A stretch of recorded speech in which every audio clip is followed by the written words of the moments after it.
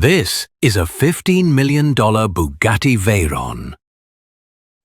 And until yesterday, just owning one could land you in legal hell for years. One billionaire spent $200,000 in legal fees and 4 years just to get permission to drive his own car. Not import it, not modify it, drive it. Here's why the world's fastest car was also the most illegal. Let me tell you about a collector we'll call Mr. K.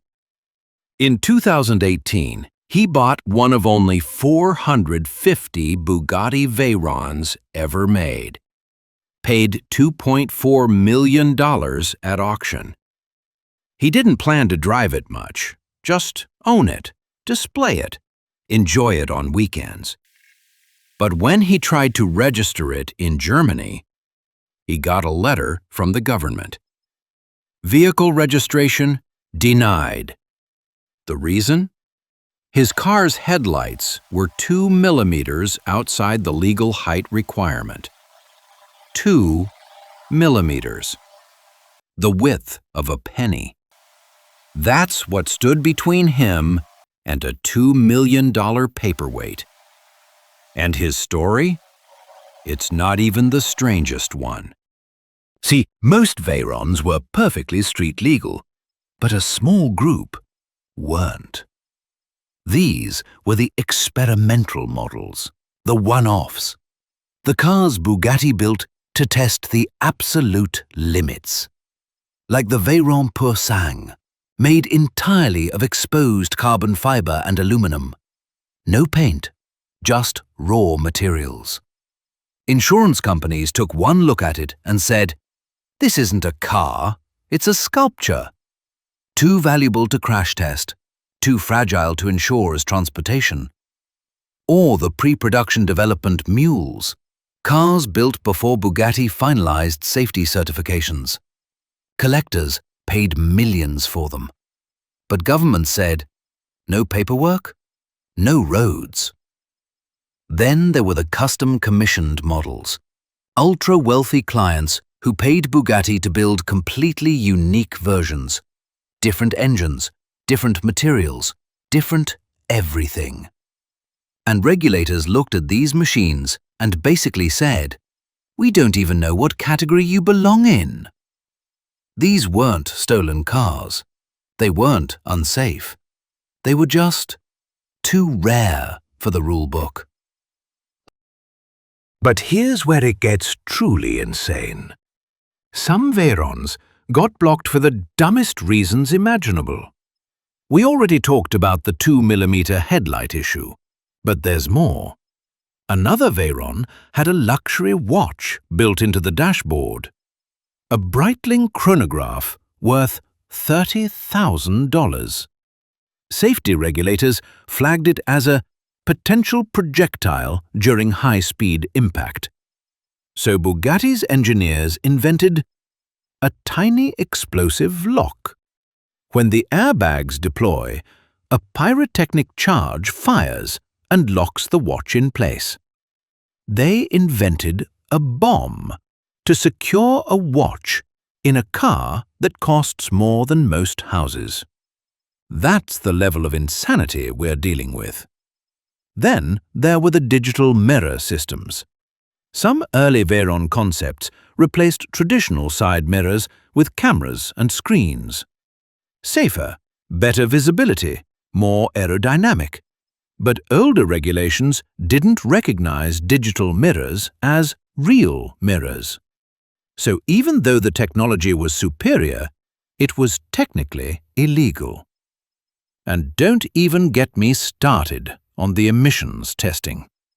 The Veyron's W16 engine, 8 liters, quad-turbocharged, over 1,000 horsepower, belonged to an era before modern emission standards tightened. As laws evolved, that engine started looking less like automotive engineering and more like a regulatory nightmare. In some countries, Veyron owners had to prove the car would be driven less than a certain number of miles per year just to get an exemption. Imagine buying a $15 million machine and being told you can only drive it 500 miles annually. It's like buying a Lamborghini and being forced to keep it in your garage. Oh wait, that's exactly what happened. For years, these cars sat in storage, trapped. Owners couldn't drive them, couldn't sell them easily, couldn't even transport them across state lines in some cases. $15 million, sitting under a custom car cover in a climate-controlled garage. One owner in the United Kingdom reportedly spent 4 years going back and forth with regulators, hired lawyers, filed appeals, submitted engineering reports, all to prove that his car, which had already been driven thousands of miles in other countries without incident, was safe enough for British roads. 4 years. And he's not alone. There are documented cases of Veyron owners in Australia being denied registration because of left-hand drive rules. In Singapore, restrictions on high-performance vehicles made ownership almost pointless. In India, import duties and regulatory hurdles turned the process into a bureaucratic maze. These weren't blanket bans, but the friction was real. And for collectors who'd spent millions, it was maddening. And then, yesterday, everything changed. The United States government updated something called the Show or Display Exemption. It's a regulatory pathway that allows historically significant cars, built in extremely limited numbers, to be registered, even if they don't meet every modern safety standard. For years, Bugatti fought to get certain Veyron variants onto that list. And yesterday, they won. A quiet administrative update, a few signatures, a revised approval list. And suddenly, cars that were banned in 37 countries became legal in 34. Just like that. For the first time in years, owners who'd been stuck in legal limbo received approval notices. Cars that had been sitting in storage, some for over a decade, could finally be registered, driven, seen. Imagine hearing a machine worth over $15 million roar onto public asphalt for the very first time. Not on a private track, not in a controlled environment, on actual roads. Moments like that don't just excite collectors, they reshape markets. Because in the world of rare automobiles, legality creates liquidity, and liquidity drives value. Overnight, vehicles that were once considered complicated assets became significantly more desirable. Some estimates suggest that Veyrons granted show or display status could see their values increase by 30 to 50%. All because of a legal stamp. Now, this doesn't mean every Veyron is suddenly street legal everywhere. Far from it. The regulatory landscape is still a patchwork. In Australia, strict steering configuration rules still make registration difficult for left-hand drive vehicles. In Austria, authorities can permanently seize high-performance cars if drivers are caught at extreme speeds. Yes, even a Bugatti isn't faster than bureaucracy. In some Middle Eastern countries, ownership is easy, but actually using the car on public roads? Nearly impossible, due to heat, traffic, and infrastructure. And in certain parts of Asia, import restrictions and emissions laws continue to create barriers. So while yesterday's update was a massive win for collectors in the United States and parts of Europe, this is still a car that lives in a complicated legal reality. But the trend is clear. Regulators are starting to recognize that machines like the Veyron aren't just cars. They're pieces of automotive history. And maybe, just maybe, they deserve special consideration.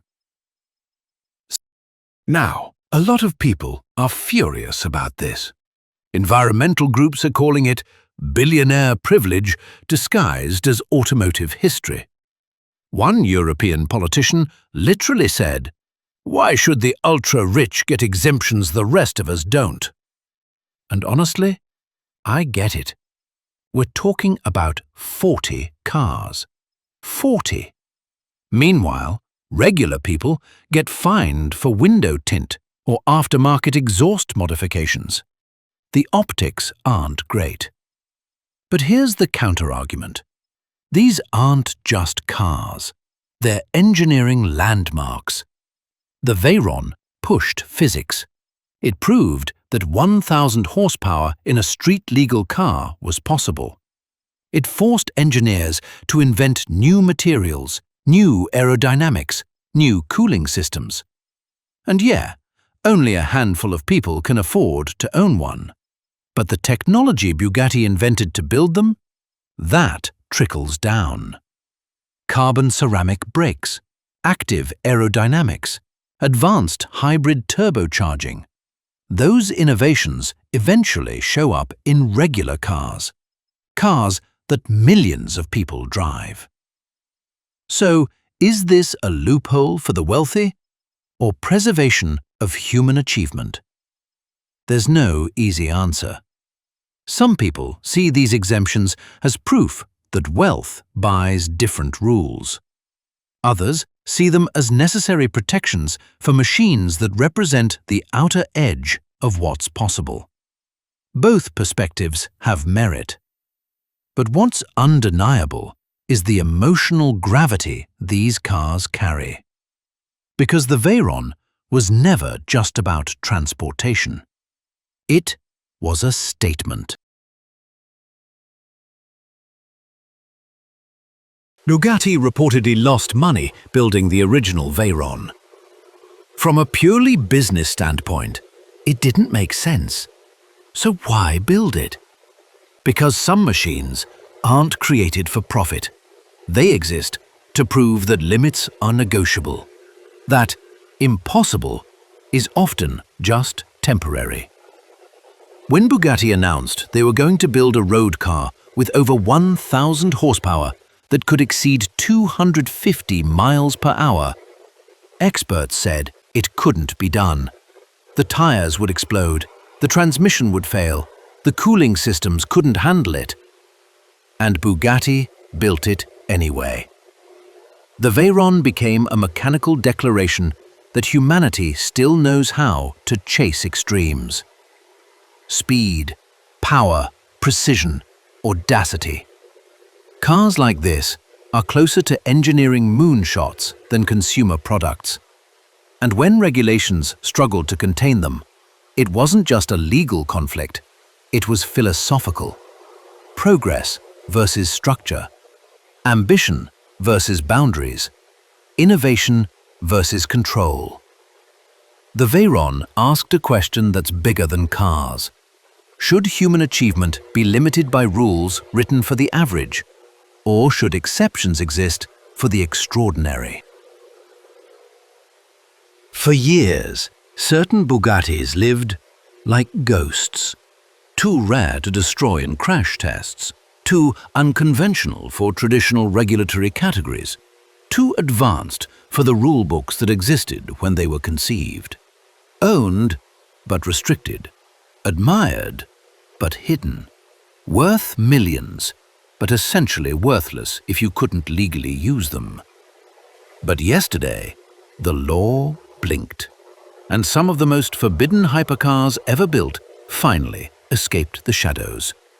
So the next time you see a Bugatti Veyron on the road, if you're lucky enough to spot one, remember this: you're not just looking at a fast car. You're looking at a machine that governments once said was too extreme to exist.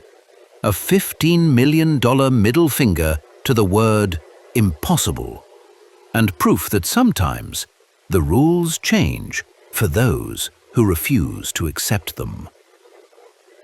If you want to see the full list of ultra-rare cars that just became legal under the show or display exemption, including a few that are even more exclusive than the Veyron, that video drops next week. Hit subscribe so you don't miss it. And tell me in the comments, is this preservation of automotive history or just billionaire privilege?